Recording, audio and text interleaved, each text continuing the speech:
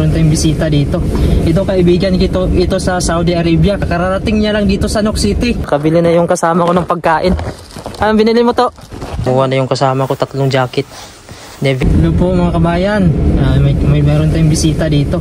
Ito kaibigan ito sa Saudi Arabia. Charles Smith ko ito mga kabayan. So ngayon bibili kami doon ng pagkain sa Pinoy restaurant. Kararating niya lang dito sa Nok City. So 2022 mga kabayan, doon ako sa IPA Saudi Arabia, umalis ako. Siya ang naghatid sa akin sa airport. Hindi ko akalain na magkikita din kami dito kasi sumunod din siya ng mga after 1 year. So nagkita kami mga 3 taon bago kami magkita dito sa Nok City. Bali dito muna siya nag-connecting flight bago bakasyon sa Pilipinas. So ngayon samahan niyo kami, pupunta kami doon. Bibili kami ng pagkaing Pilipino.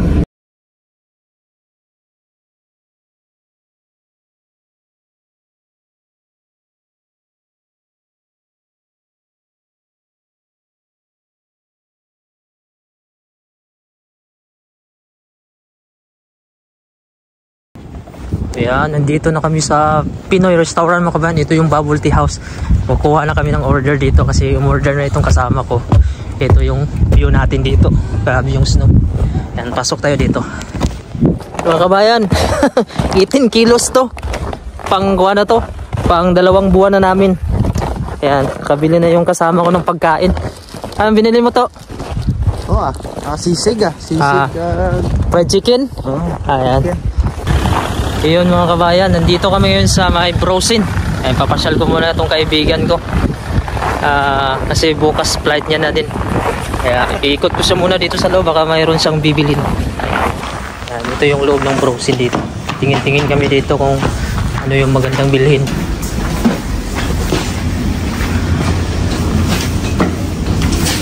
Medyo konti na lang yung tao pagkawan. Gabi na. Tapos wala pa sahod. Yan, ito yung loob mga kabayan ng mga binibintahan ng mga sapatos. Hindi pa rin naubos yung tagwa 100. Tingnan natin dito kung may mapili ang kaibigan ko. Ay mga pambata to dito. Dun sa unahan to. Ano bang pangita mo? Warmer? Warmer. Yan, ito yung mga presyo ng mga jacket dito mga kabayan. Tag 100 kroner lang to, dating kuan to. Yung presyo niya dati 1,199. Yan, kumuha na yung kasama ko 3 jacket. Neveka. Ayan. Hello po mga kabayan. Ayan, may binili yung kasama ko, isang binagtong.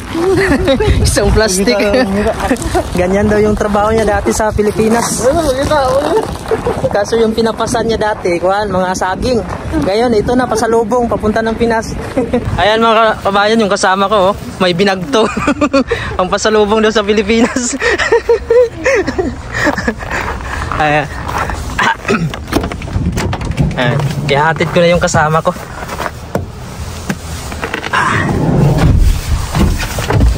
Ayan, ihatid ko muna yung kasama ko mga kabayan sa hotel na chinikinan niya kasi magpapahinga na din siya. Kasi flight niya pa bukas. Sige, ingat to, ingat. Ayan, God bless. Ayan. So, ando na yung kasama ko mga kabayan. Pauwi na siya ng Pilipinas bukas. Biyahin niya na. So, dito siya naka-check-in itong Hotel Norbo sa Greenland. So, hinatid ko lang siya. Ayan, ito yung mga hotel dito mga kabayan. Ngayon, pabalik na tayo sa bahay. Ayan, ito yung hotel na chinikinan nila dito dahil na-delay sila sa flight. So, yun mga kabayan, nahatid ko na pala yung kasama ko dito sa hotel at pabalik na tayo ng bahay. Bali, na-delay pala siya ng flight dahil malakas yung hangin kanina at snow. So, hindi naka-aalis yung sasakyan niya sana papunta ng Denmark. So, ngayon ay pabalik na ako. So, yan, nakarating na tayo dito sa bahay mga kabayan.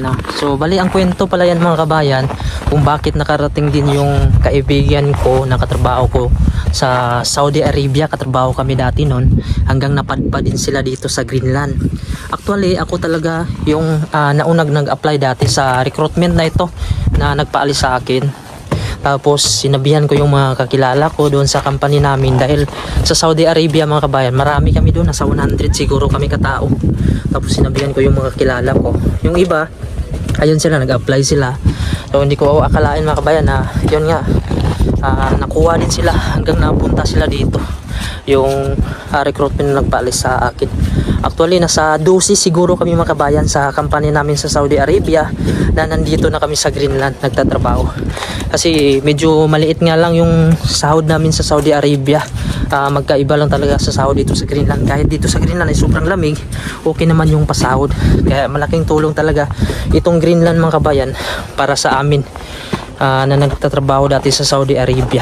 Kahit papano, kahit mahirap dito, malamig mga kabayan, pero okay naman yung sound. So hanggang dito na lang mga kabayan. Maraming salamat po and God bless po.